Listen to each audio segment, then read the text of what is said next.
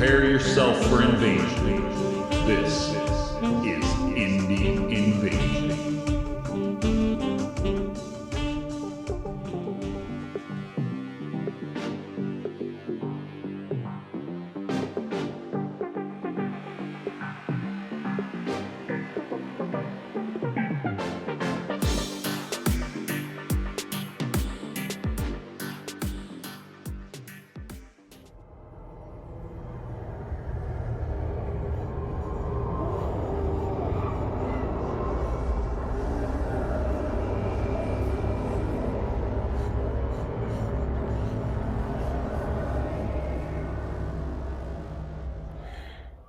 Hey guys, it's Eric and Mac. We're back again from Indian Invasion, and we're doing our part 3 dive into Rain in Hell. Rain in Hell. Now, our previous videos you guys can check out on YouTube.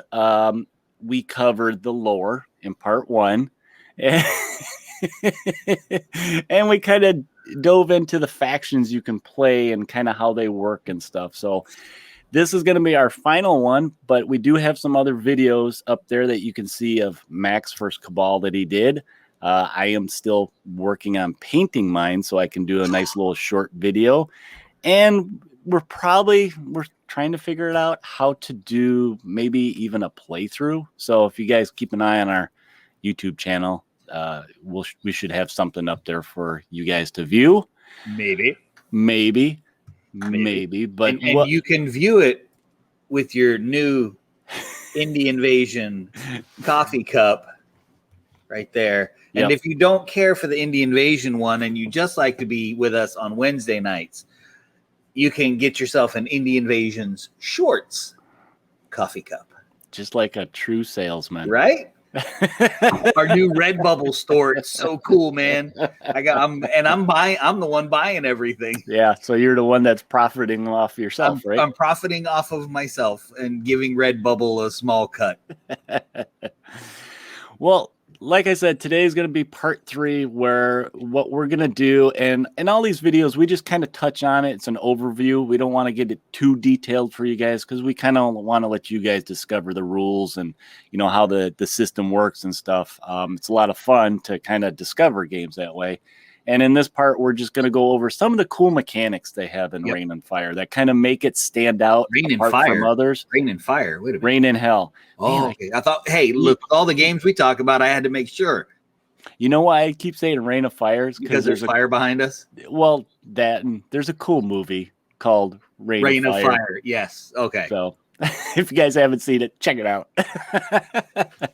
But yeah, so we're just going to go over from Rain in Hell some of the game mechanics for you guys. That these are things that kind of grabbed us. You know, when we first read about it, we're like, how does that work? And then we dove into it a little bit more, and we're like, wow, it just kind of made us go, wow, that's really neat. And so what is one of the standout rules for you, Mac, that I kind of think is one of the main things, the first thing that I think that caught my attention? Well, the initiative really kind of, it was so different and very appealing to me. We're so used to the games where either you move your whole side, then I move my whole side, or you move a guy, I move a guy, back and forth like that. But this one was, if you got 6 guys in your Cabal, you roll 6d12, and that's your initiative numbers. So whatever numbers you have, that's the order that you'll go in from 12 down. And so you might activate 3 guys in a row and the other person not activate anything. So I was like, man, that's really cool. And at first I thought to myself, okay, you got to roll this big handful of dice because I got 10 guys in my Cabal. That's fun. And it is. I mean, I'm a former 40K orc player, so I'm all about rolling a bunch of dice. But in my mind, I was thinking, okay, how is this going to be for tracking? Is this going to be, something that's just too many dice on the table on the side? And it really wasn't. There's a space on the Rain in Hell Cabal sheets that you can put your dice, but I have mine my Cabal is front and back. So that didn't really work for me, but I just set them right there, right on the side next to my dice tray. And it was great. And I loved how you really had to think about what you were going to do because of the way the synergies of your cabals work together. You really had to think about it when you're looking at your dice, who you're going to do, who you're going to activate in what order. Just because it was just really it was really neat. And D12s are cool dice, and they're chunky. There's only a couple games that I have played that use them with any sort of regularity in the game. Yeah. With Twisted, of course, being one of them. Got to throw in a Twisted plug. I also like too that from turn to turn, there's a lot of variability with the 12 dice. You're rolling one for each guy in your cabal, so you can have up to 10 dice that you're chucking, and it could be different every turn. I mean, you could come up big on one turn where you have 12, 11, 10, 9, and then the other time you just have a bunch of 4s, 2s, and 1s. Right. So, one of the things I really like too that was spelled out in the rules on initiative is if you lose a guy, you immediately lose one of your activation dice. Yeah. So you could get behind. Right. You really could, depending on when in the turn that it happens. And I like that it was spelled out because that could have been a bone of contention or an unclear point for people playing. But I thought it was really cool that it was actually written out there in the game. Yeah. That this is how it works. And yes, it can put you in a bad spot. And that's okay because you're playing a game about hell. You're already in a bad spot. It's okay. It's all good. All right. So here, I got another one for us, for everybody to hear about this awesome game. And it's, I like the simplicity of the game. Like your demons basically have 3 stats. Yep. That is it. They have a move, in inches, whether it's 5, 6 inches. You have their life stat. So how many times they can take a hit. And then just their combat score, which you actually use in both attacking and defending. Yep. I like the simplicity of that. There's not like, some games where you have 10 different stats, separate ones for defense versus offense. And, they might have a shield, so this might buff them a little bit. And, so some games that you just have so much, and sometimes it can get to be a little bit much to keep track of. And saying it that way kind of makes it sound like it's doesn't have a lot of gameplay tactical depth, but it's not really the case because all of that more tactical depth really comes in with the special abilities of all of the different kinds of demons and how that plays off of each other. So that's where you don't have to mess around with your tactical thinking about a number. It's about those abilities and kind of how they interplay with each other, which is good because I'm not a tactical player anyway. I'm that model's really cool. I'm putting it on the table and everybody's like, he really sucks in the game. Yeah, but look at how cool he is. That's me. Style. That's right. I'm losing in style, baby. Back up. That's how I got to roll, man. So, and going along with the combat score, another kind of neat, simple, easy to get a grasp on then would be your to hit number when you're attacking. It's basically just your combat score versus the target's combat score. Yep. And it basically works like this. If your combat score is greater than theirs, well, then you hit them on a 2+. So anything better than a 2 up on 6-sided dice.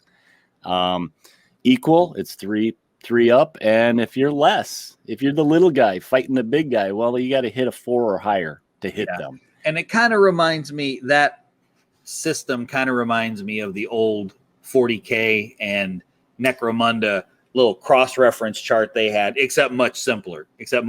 Yeah. And so that was kind of appealing to me too, because the original Necromunda was one of my all-time favorite games. Yeah, and I like in the book they actually put it right there for you. Fighting. 3 little things there, yeah, for when you're fighting. So that's neat. And I guess people are wondering, well, what dice do you use when you attack? You actually just use D6s. Yep, the D12s are just a niche. Everybody's got a big stack of D6s, or I could dig out the box that you sent me the other day with all those D6s. Yeah, I sent and it. You're just rolling as many as what your combat score is. Yep. So simple as that. And you just hope for those high numbers, right? Yep. And then if he's attacking me, I'll roll whatever my combat is for my defense. But I'm needing 6s to defend. Yeah. But again, that's where you start getting that ability synergy kicking in, because that can change based on their ability. So again, there's those kind of layers of stuff you can do with the different styles of demons, and you're a little bit limited by what philosophy you choose, as far as how much synergy you can have from this guy and that guy, because some of them you won't be able to pick, but there's a lot more depth to it than you would think, looking at it and going, oh, well, there's not that many stats, there's not really that many abilities. But when we put it on the table the first time, it was kind of like, wow, there's a good bit to keep track of that I didn't really see initially. And it's supposed to be good.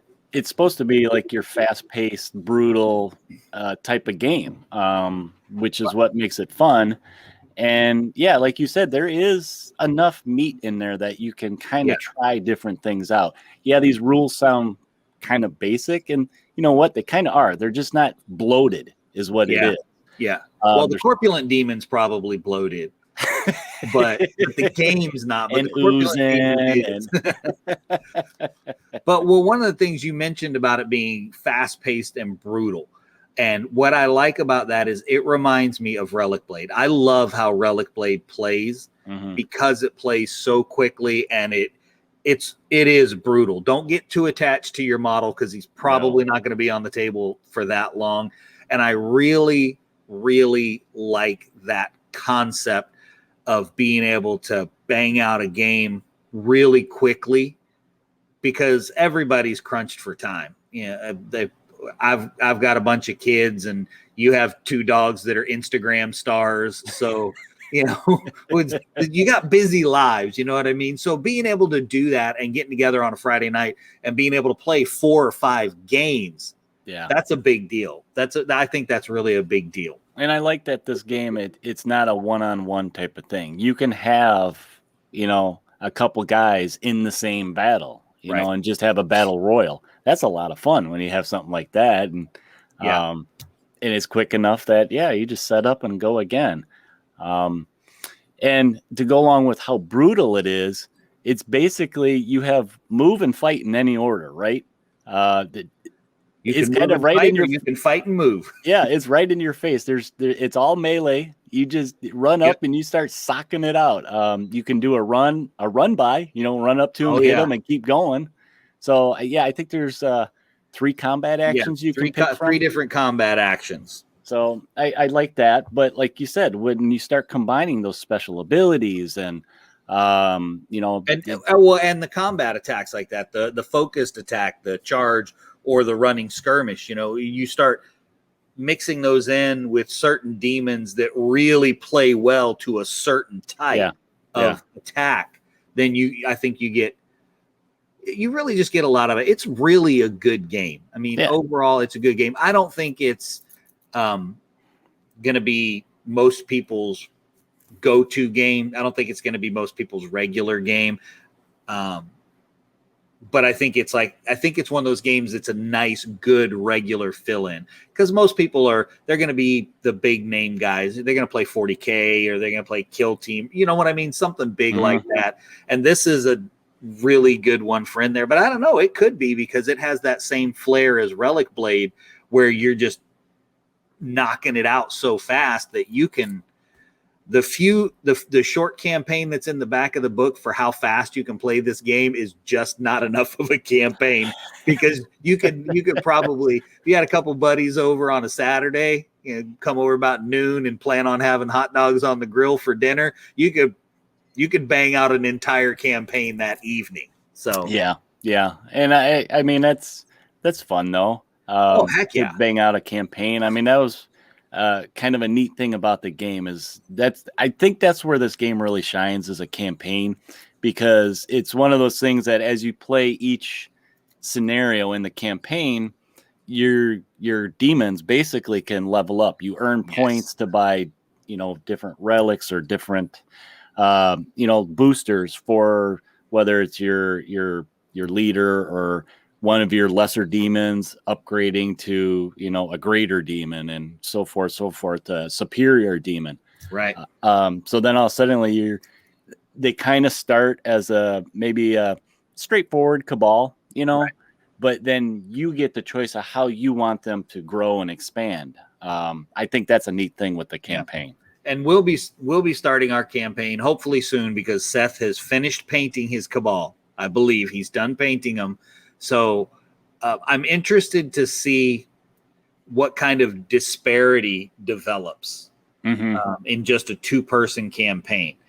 Because if Seth wins the first 3 games, is that going to leave me so far behind that the next 3 games he's just going to stomp a mud hole in me? Yeah. So I'm interested to see how that works out. But again, our group here is really not competitive. So if that ended up being the case, we would probably end up doing something like saying, "Oh, we'll just upgrade one of your guys to a greater demon so it's more even." Just because we're not playing competitively, that's more than likely what would happen. Something along those lines. Okay. Well, we have one last thing to go over in the game, some of the mechanics, and people are asking, well, how do you win a game? Do you just slaughter everybody? Technically, yes. But you earn soul points, right? Ooh. So that's what you get when you kill an opponent's demon is you get to roll the soul dice. Yes, it's kind of another one of those unique mechanics that I think is neat because it really during the game makes you think as you're gaining these. So when you slay a demon, you get to take his soul dice, you roll it up and you put it on your sheet. Yep. And basically whatever that number is, you can pick if you want to use that for like in a roll or just keep it for points towards the end of the game. Right. So now you got this balance. It's like, okay, man, I'm getting my butt kicked here. I need some help. But do I spend these? Oh, yes, you spend them. It was so much fun. When we played our first game, it was so much fun because you can replace their dice too. So if you roll bad and you roll a 1 and they're attacking you, especially if you play the Demented like I do, because then if they roll 2 1s, you can give them that third one so that your special ability, what's that special ability? I'm not going to tell you. You need to buy the book. But you get 3 1s, you activate my special ability so you can do that. I say that because that's exactly what happened in our game because I rolled my soul dice. We're still learning, still reading. I'm like, oh, man, that sucks. I got a 1. Oh, no, it didn't end up sucking.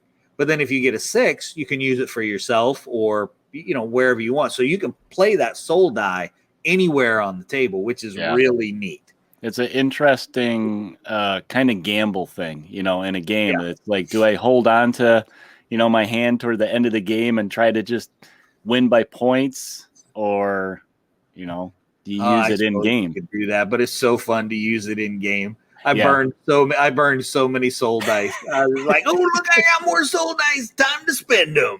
Man, that's money burning a hole in your pockets. It is, man. It's like somebody telling me about a new game. It's like somebody new game. I better go look at it right away, immediately. Man. And the last thing that you actually had on there is something special that one of our friend of the show did, which is my buddy Seth, he just finished his cabal. If you want to check out his cabal, you can go into our Discord, the Indie Invasion Discord, and he's posted pictures as he's finished them up. But when he and I were playing, like I said, I had to flip my sheet over where my D12s were on the front. Right. Yeah. So Seth does all kinds of cool stuff, designed his own game and does all kinds of cool computer stuff. I'll just do this. It's like magic to me. So it's computer stuff. Our logo, he's done all kinds of cool stuff like that. So he made cards of all of the leaders, all of the devout, all of the lesser demons. I believe I'm pretty sure he did the greater and the superior. Everything. He even did the campaign stuff. Yeah. So he did everything and put them in card form.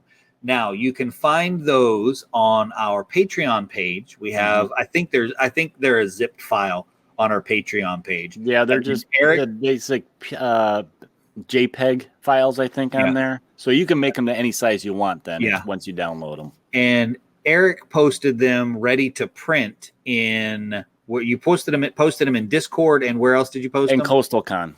The Coastal Con Facebook group. So you want to go over and join those, check those out, and that's where you can download those cards. They're free. Seth was just all about helping the community out. They're really good. If you need these to see, you may want to print them a little bit larger because Seth is young and Seth can see. So the font, right. So the font is a little bit small for the people that have, maybe need to wear things like this on their face when they're reading small cards. Like I said, Seth is still young, so he's not at that point yet. He doesn't have to think about those things. Well, I know some people have taken part in that, and they said that it has helped them with their game.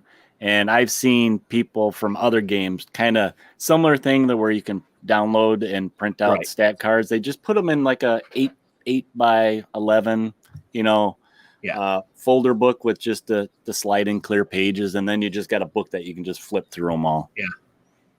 So. Yeah. I know. I've seen a lot of that for Wild West Exodus. Actually. Yeah. I've seen a lot of that done there. So I think that pretty much covers the rules outside of you guys just going and buying the book. I mean, you can't beat the price. The hard copy is available again. Yes, it is, actually. Yeah, it's available again, and it's $15 for the PDF and the hard copy.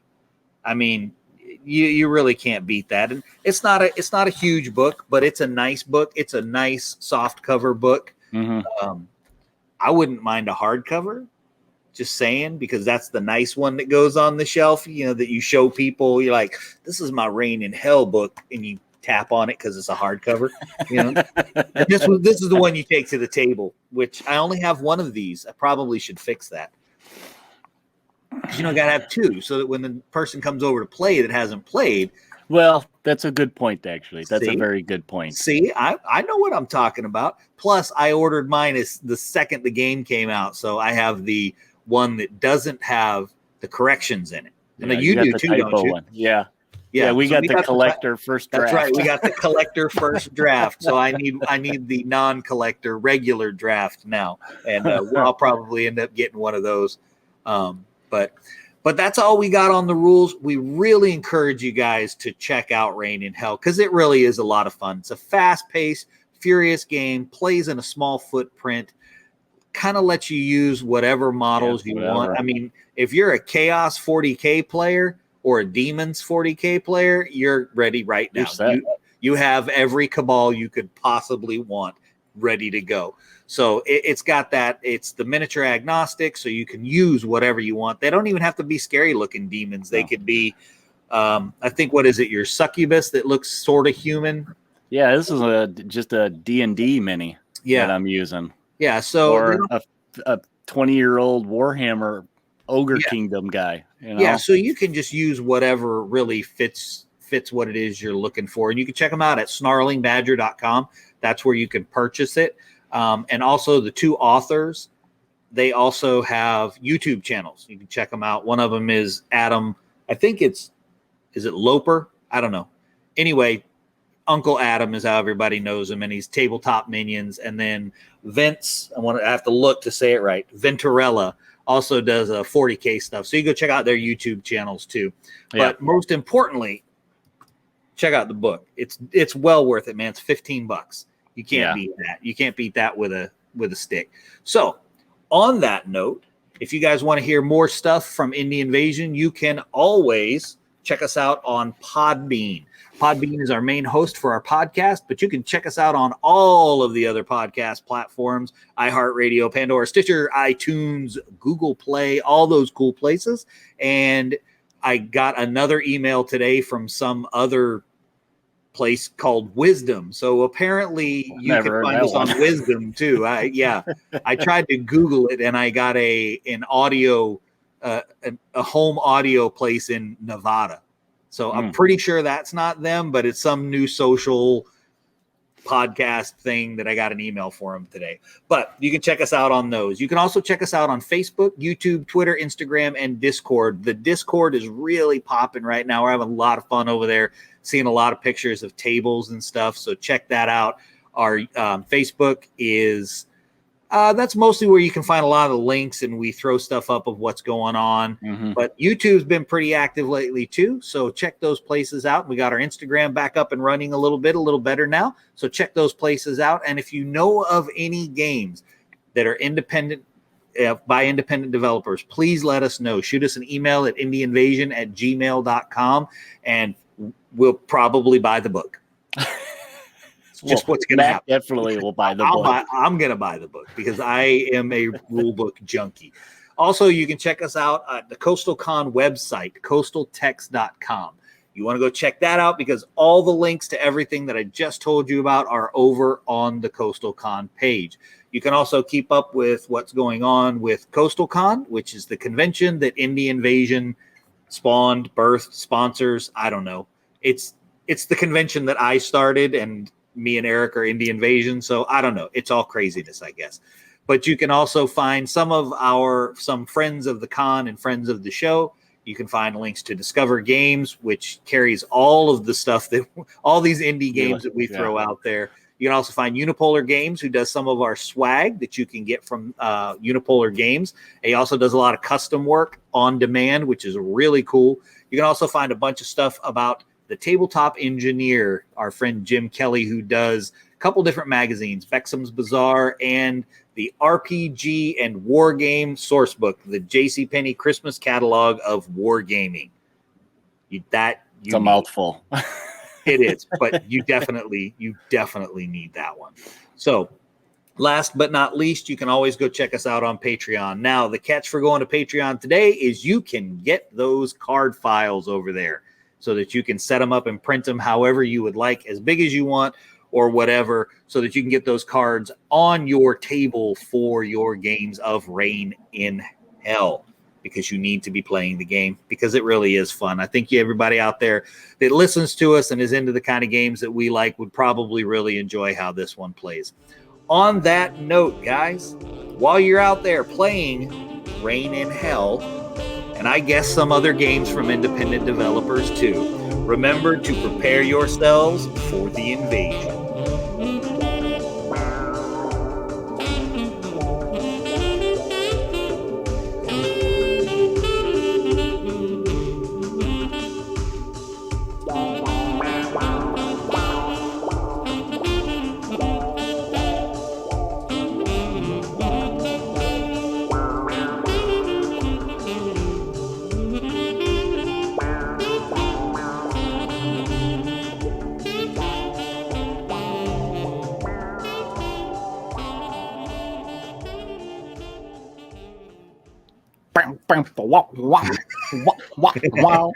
We should just keep that one in there and play that one just for nostalgia so we can dance to it.